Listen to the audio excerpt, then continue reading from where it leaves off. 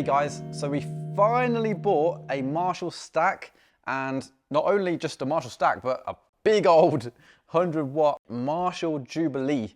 After doing some research, we found out that not only does John Frusciante use Marshall in general, but he uses the Silver Jubilee the same as what we've just acquired. So since we have a 1963 Strat, which actually, by the way, looks like John Frusciante's a little bit. I've had a few comments saying that because of the wear above the pickguard. It just makes total sense to plug it into the Silver Jubilee and try and butcher some John Frusciante kind of like the picking hand stuff. You know, he just has one of the coolest right hand techniques.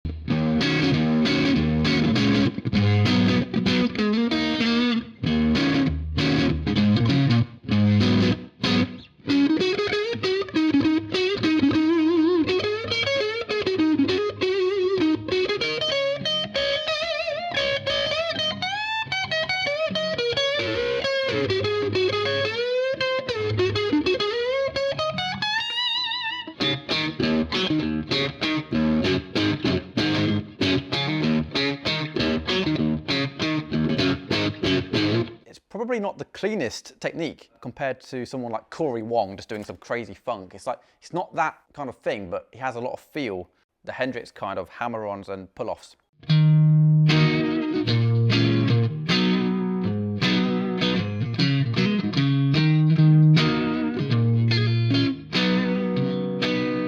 There's quite a famous clip where John is sat there, I think it's in his house, and there's a bunch of vinyls behind him, and the interviewer says, "Whereabouts is your Hendrix in the collection?" And he goes over to this huge pile and just points to it, and it's like he's got about 100 Hendrix records. So John will be the first person to tell you that Hendrix is one of his biggest inspirations. And that ties in with the Marshall, because of course Marshall is the Hendrix sound. And I can't believe I haven't got on it earlier than today. I've been a huge Robin Trower and Hendrix fan myself, but I didn't realize how much of that tone was the Marshall. And I'll tell you what, when you plug in our pedals to a Marshall, whew, it's a different beast. Pedals like our Gypsy Vibe, now it's almost like rediscovering them for the first time.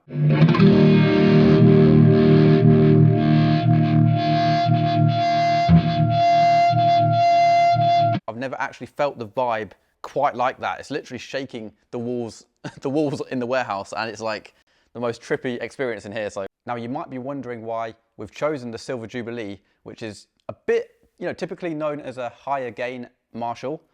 But the reason is because every time I've just heard one, it actually has an insane clean sound, which is, you know, counterintuitive when you're talking about a Marshall. The other day we were actually fortunate enough to get our own guitar pedals featured in Guitar World.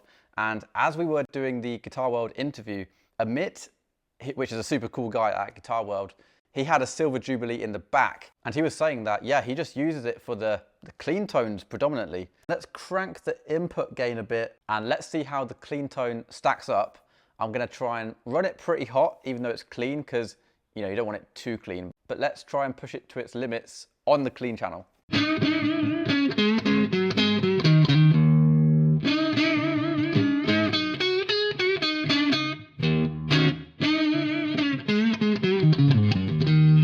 Now, I think it was Danish Pete at Anderton's the other day saying about, he was playing a Marshall and there's something so responsive about it. Like, you can just do a note and it comes straight back at you like that, whereas a Fender, it's a bit more flubby and doesn't quite have that tightness, which is great for the Hendrix thing. And of course, those John Frusciante kind of like...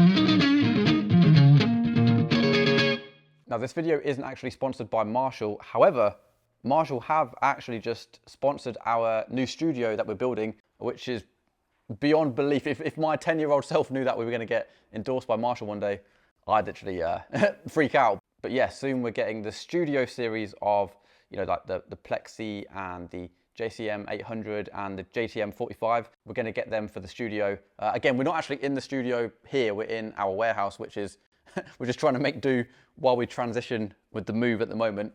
Just going into a nice little Focusrite interface today, and very minimalistic setup. Speaking of the studio, a massive thanks to Ernie Ball, who have sent us the most sexy XLR cables you've ever seen. And that's not something you would ever expect a guitarist to ever say, because I mean, no one's ever said those words in the history of XLR cables. So Ernie Ball have achieved the impossible and made an XLR not only look sexy, but work sexy.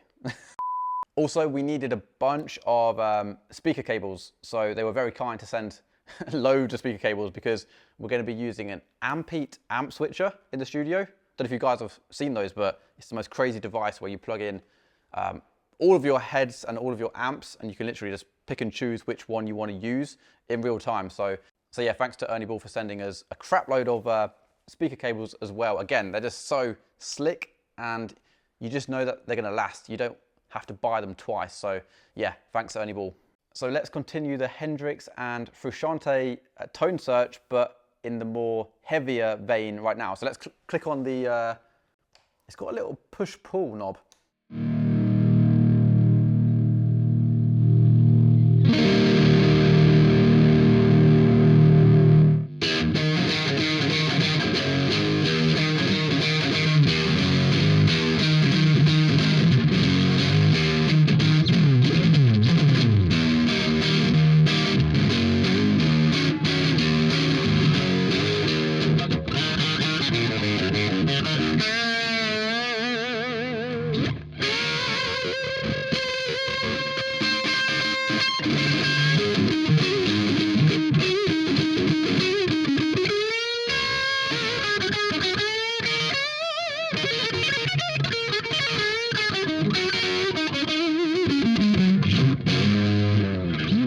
Now that sound is so heavy. It's so weird having that much gain coming from the amp, because like I say, I'm a Fender guy normally, so I'd have to use some pretty severe pedals to get that tone, but just to have it coming from the amp with no pedals is pretty crazy. By the way, if you want to hear someone do John Frusciante's playing some justice, check out our good mate Dave Simpson, because Dave absolutely crushes the John Frusciante tone, playing, feel, look. He's got it all. So yeah, check out Dave Simpson.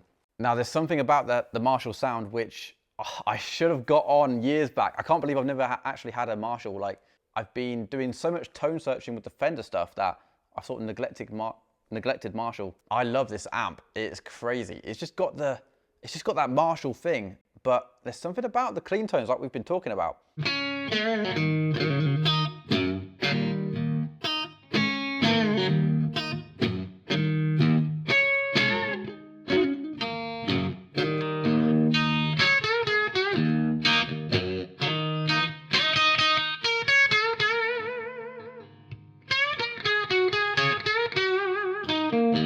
It's literally the biggest contrast for me to get my head around compared to the Fenders. But right now I'm on like a Marshall high or something. It's crazy. Let us know what you think to the Silver Jubilee in the comments. Thank you so much for watching. We'll catch you in a bit, and cheers.